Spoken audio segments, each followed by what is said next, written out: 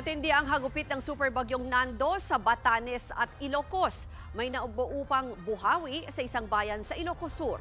Narito ang Express Report ni Rainiel Pawid. Sumisipol ang hangin sa Sabtang Batanes. Sinabayan pa yan ng malakas na ulan. Naglalakihang alon naman ang gumising sa mga residente malapit sa Boulder Beach sa bayan ng Basco. Pick up bias kasi zero visibility na yun. Hindi naman tumuloy sa biyahe ang motoristang ito dahil zero visibility sa daan sa Ivana bunsod ng walang tigil na ulan maghapon.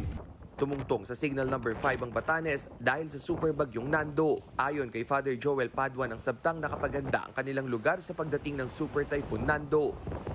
Mas malakas po yung last year, pero konti lang po ang difference. Problema po kasi ang comparison last year, medyo hindi kami nakapag-prepare ng earlier. Pero ngayon po kasi talagang 2 days before, talagang in-anticipate na po namin yung situation. Halos ma-wash out naman ang mga gamit sa bahay na ito dahil sa matinding hangin sa Santa Maria, Ilocos Sur. Rinig ang nagsisigawan at nag-iiyak ang residente. Sa barangay Maynganay sa kaparehong bayan may namuuna mang buhawi. Nakakatakot din ang hangin sa Santa Ana, Cagayan. Matapos ang delubyo, natanggal ang bubong ng ilang ari-arian. Halos umapaw naman ang Chico River sa Bontoc Mountain Province dahil sa walang tigil na ulan.